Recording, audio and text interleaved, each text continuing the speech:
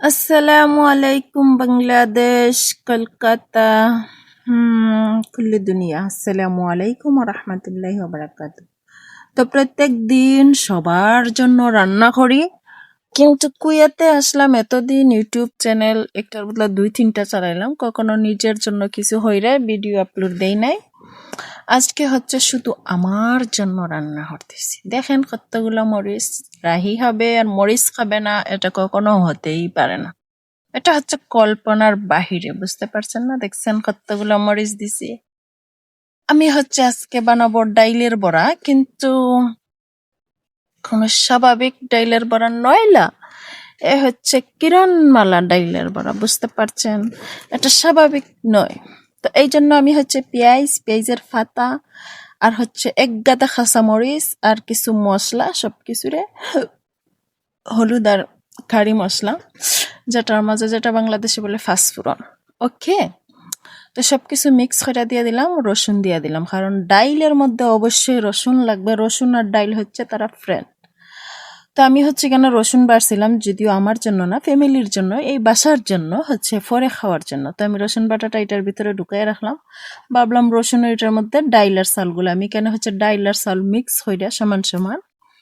দইয়ে ভিজাইয়া রাখছিলাম তো এইগুলার হচ্ছে আমি এখন ব্লেন্ডার করবো ভাই ব্লেন্ডার করতে গিয়ে হচ্ছে যত সমস্যা কারণ ডাইলার চাল অনেকক্ষণ ধরে ভিজাইয়া রাখছি ওগুলো হচ্ছে আটা আটা হয়ে গেছে এখন ব্লেন্ডার গিয়ে একটু পরে ভুম করে আটকে যায় একটু পরে ভুম করে আটকে যায় কি করি কি যে প্রবলেম ফানি দেই লাড়া দেই যাই দেই না এখানে একটা ভুম আটকে যায় একটা ভুম আটকে যায় তো কোনো রকম জাকরাইয়া জুকরাইয়া ভাবলাম কিছুটা করি আমার এখানে ছিল আফ্রিকান ও বলতে সেটা হচ্ছে না ফানি দিয়ে বেশি হইরা তো আমি কি করলাম শত্রুও মাঝে মধ্যে খাজে লাগে তো মনে হইরা দিল আমি আরেকটু ফানি রিল্লা দিলাম তো আরেকটু ফানি দেওয়ার পরে একটু একটু চলছিল তারপরে হচ্ছে কি আর করবো ভাবলাম অন্য কিছু করে এখানে হচ্ছে কিছু একটু আটা ছিল কারণ আটাটা দিলে হচ্ছে আটা আটা হয় এই জন্য হচ্ছে আটা কিছুটা দিয়ে দিলাম আর হচ্ছে নিয়ে আসলাম দুইটা ডিম ভাঙ্গিয়া দিলাম এরপরে হচ্ছে আর একবার একটু লাড়া দিয়া দেই বেটি হচ্ছে হইতে চাইতেছে না আজকে ও মা বেটি যে জ্বালানি জ্বালাইতেছে এদিকে আমার ভয় হতেছে আমার কফিলের বউ দেখলে কি জানি কি হয় বেটির আবার ভয় লাগে আচ্ছা যাই হোক তো ওইখানে দিলাম হচ্ছে মাংসর মাশরুম যেটা দিয়ে হচ্ছে কাবাব বানায় তো ওইটাও হচ্ছে একটা ডাইলা দিয়ে দিলাম ওমা এটার মধ্যেও বরফ মানে প্রবলেম যখন হয় ভাই চতুর্দিক থেকে হয় বুঝছেন না যেভাবে এখন লাইফ চলতেছে ওই ডাইলের বড়া বানাইতে গিয়েও সব দিকে প্রবলেম লাইফের মতো হয়ে গেছে তো যাই হোক কি আর করা যেহেতু খাইতে মন চাইতেছে সবকিছু মিক্স কইরা যে নিজের জন্য পার্সোনালি বানাইতাম ইচ্ছা মতো সবকিছু দিয়া দিই নাকি তো হচ্ছে আমি কেন দিয়ে দিলাম যদিও আমি ডাইলের বড়াটি একদিনে খাই নাই ভাই আমি মনে হয় এক সপ্তাহ একটা খাইছি ফ্রিজও 2টা 4টা খাই এমনিতেই হত মোটা আবার যদি বেশি খাই তাইলে তো আর বাংলাদেশ যাওয়া সম্ভব হবে না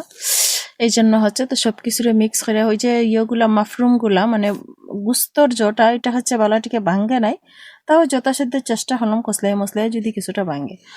তো এই যে আমি খরাই নিয়ে নিলাম এই হচ্ছে এখনো রয়েছে দেখছি কিছু কিছু গোটা গোটা তো এইটা হচ্ছে আমি একটু বালাটিকে খসলাইয়া মশলাইয়া ঠিক কইরা এই যে বড়াগুলা দিয়ে দিতেছি ভাই খানিটা তো দেখাই নাই না দেখাইছি না কইবা যদি ফেটটা ফেট না করে যদিও করবে না তাও আর কি করার আছে দেখাইলাম না সরি তো সবাই আমার ডাইলের বড়ার দাওয়াত কারণ ডাইলের বড়ার একটাও নাই এখন যদি আসেন শুধু আসবেন আর বসবেন আর গল্প করবেন ডাইলের বড়া আর জুটবে না কারণ আমি সবগুলা খাওয়া দাওয়া শেষ হয়ে গেছে তো আমি হচ্ছে এটা হচ্ছে আমি হাজমা তেল দিছি আগে হরাই তেল ছিল আমি দেই নাই কারণ এমনিতেই আমি মোটকা আমি অনেক সাবধানতার সাথে এই যে দেখেন আমার ডাইলের বড়া ও এই যে ডাইলের বড়া হইতে পায় অনেকটা সময় লাগে বুঝতে পারছেন পরে সবগুলা দিয়ে বড়া বানাই নাই পরে কি করছি জানেন ওইটা দিয়ে হচ্ছে আমি রুটি বানাইয়া খাইছি অর্ধেক খাই দিয়ে আমি ডাইলের বড়া বানাইছি 2 থাওয়া আর বাকিগুলা দিয়ে আমি রুটি বানাইয়া খাইছি সকালে রুটি খাইছি সন্ধ্যাবেলা ডাইলের বড়া খাইছি এভাবে আমি ডাইলের বড়াটি খাই আমি শেষ দিছি যেহেতু অনেক কষ্ট করে বানাইছি তো কেমন হয়েছে সবাই জানাবেন আর ভালো